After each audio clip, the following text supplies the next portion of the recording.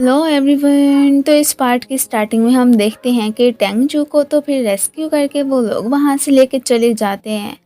लूबिन फिर मोना को ही चेक करने लगा था कि क्या तुम ठीक हो। उसे तो खैर अपनी बजाय टेंगजू की ही पड़ी होती है कि तुम उसकी बताओ कि वो कैसी है। अब यहाँ पर ये उसे कहता है कि वो बिल्कुल ठीक है, तुम उसकी टेंशन मत लो। एंड देन फिर उसे उठा के अंदर ही लेके जाने लगा था। तब तो फिर मोना ब्लश करने लगती है कि अरे ये मेरी हार्ट बीट इतनी ज़्यादा फास्ट क्यों हो गई है। टेंगजू की मम्मी और पापा दोनों भागे हुए उसे देखने पहुंच आए थे। वो तो उल्टा खुद को ही कोसने लगते हैं कि पता नहीं आखिर क्यों हमने तुम्हें खाना बनाने के लिए किचन में भेजा कि तुम्हारी ऐसी हालत हो गई। काश उस दिन मैं खुद ही काम कर लेती, तुम्हारी बजाय हमारी ऐसी कंडीशन हो जाती तो यही बेहतर था। अपनी बेटी को लेके वो बहुत ही फिक्रमंद होते हैं। अब ये उन्हें अपने लिए टेंशन ना लेने को कहती है कि नेक्स्ट टाइम मैं ऐसी कोई भी गलती नहीं करूँगी, बस चुपचाप अपना ट्रीटमेंट ही करवाती रहूँगी।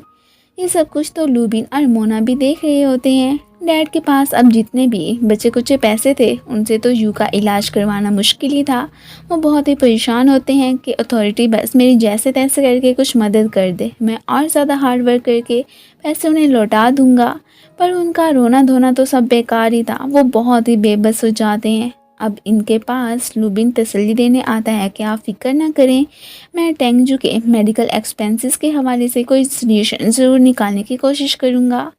डैड फिर उसे थैंक्स ही कहने लगते हैं। अगले दिन जू की बर्थडे थी। मोना जैसे ही उसके लिए सरप्राइज़ केक बना के विश करने आती है, उसे तो फिर अपना एक्सीडेंट याद आ गया था। केक को तो खैर वो दूर फेंकती ही है, पर उसकी हालत भी काफ़ी ज़्यादा ख़राब होने लगी थी।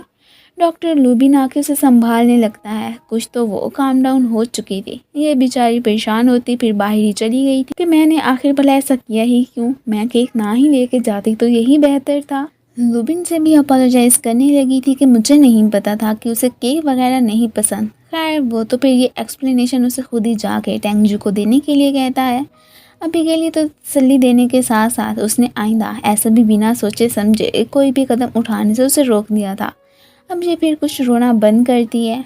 लुबिन सीधा डायरेक्टर लू के पास ही पहुंच आया था कि आखिर आपने टेंगजू को फन एड देने वाली एप्लीकेशन पे साइन क्यों नहीं किए हैं।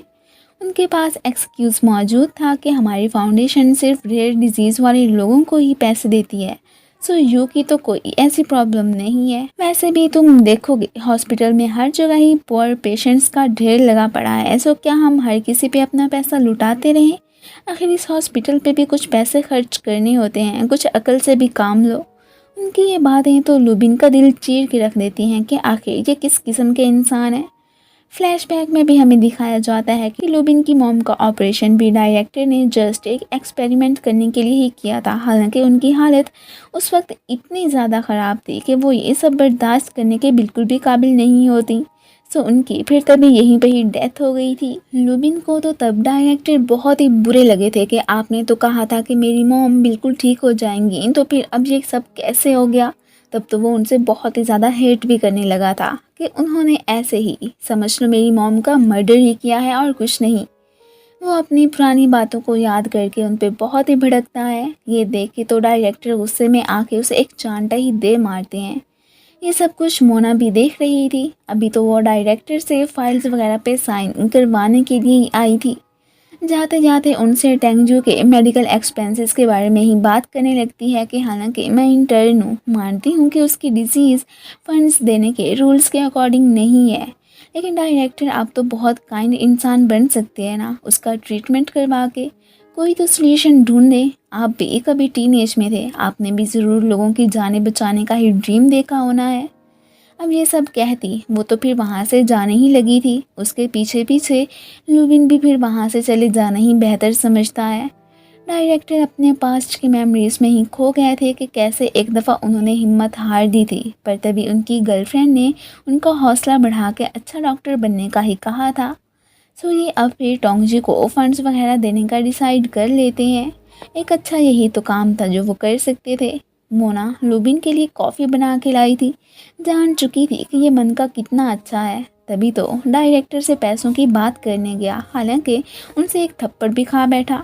इसी दौरान ही खैर वो तो फिर इसे कॉफ़ी देते देते इसके वाइट कोट के ऊपर ही गिरा देती है। वह फिर उसे अपोलोजाइज करने लगी थी। अब फिर अपनी गलती को सुधारने के लिए उसके कोट को साफ ही करने लग जाती है। अब यहाँ पे लुबिन की मस्कुलर बॉडी देख के मानो उसका ध्यान ही भटक गया हो। खैर ऐसे ही दोनों तो फिर एक दूसरे के बहुत ही क्लोज आ चुके थे। इससे पहले कि यहाँ पे इन दोनों के बीच कुछ होता, ऊपर से एक नर्स आ जाती है और वो तो फिर इन्हें ऐसे देख के एकदम शॉक ही रह गई थी। मोना तो जल्दी से फिर उठी खड़ी हुई थी। दोनों थोड़े से एम्बैरस तो हो जाते हैं। वेल वो तो यहाँ पे डायरेक्टर की तरफ से दी फाइल इन्हें पकड़ाती चली ही जाती है। साथ में मन में ये भी सोचने लगी थी कि ज़रूर इन दोनों के बीच कुछ ना कुछ तो चल रहा है।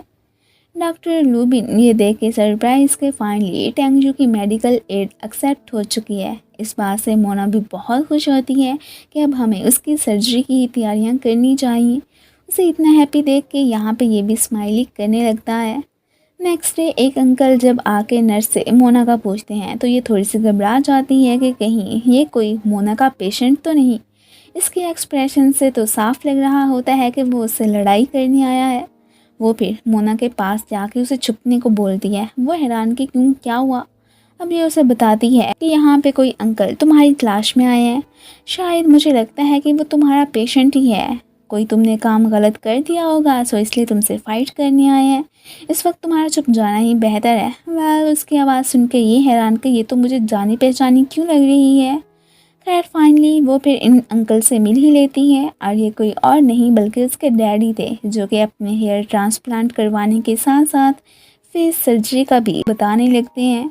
वो तो फिर यहाँ पे एकदम शॉक ही रह जाती है कि डैड आखिर आपको क्या हो गया है, कैसी बातें कर रही हैं। वेल नेक्स्ट सीन में फिर हमें इसे लुबिन के पास ही बैठे दिखाया जाता है। वो यहाँ पे अपने डैड की सर्जरी करने को बोलती है कि मैं आपको बताती हूँ कि एक्चुअली में डैड को ना एक आंटी पसंद आ गई हैं। सो ये दोनों चाहते हैं कि हम शादी कर लें।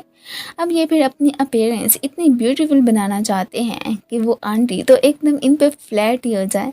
ये सुन के तो फिर यहाँ पे लुबिन स्माइल ही करने लगता है। वेल जब वो प्रोसेस के बारे में अब अंकल को बताता है, ये सुन के वो थोड़े से घबरा जाते हैं कि क्या इसमें पेन भी होगी। वेल तभी यहाँ पे फिर आंटी की भी एंट्री हो ही जाती है। वो तो इन पे भड़क ही जाती हैं कि अरे तुम यहाँ पे क्या कर रही हो, मैं कब से तुम्हारी तलाश में थी। वेल यहाँ पे मोना और बाकी सब उनकी बातें सुन के फिर हंसने लगते हैं। वो आंटी तो उल्टा मोना को भी डांटने लगी थी कि तुम्हें पता है ना कि आखिर तुम क्या काम कर रही हो।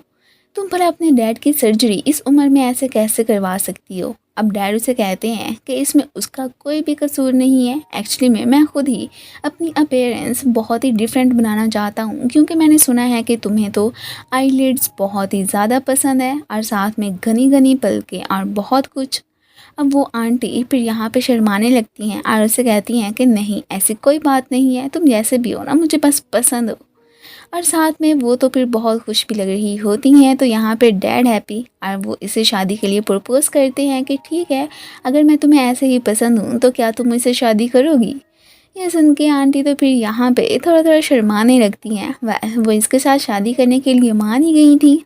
और फिर इसी के साथ ही ये पार्ट ख़त्म हो जाता है। Thanks for watching.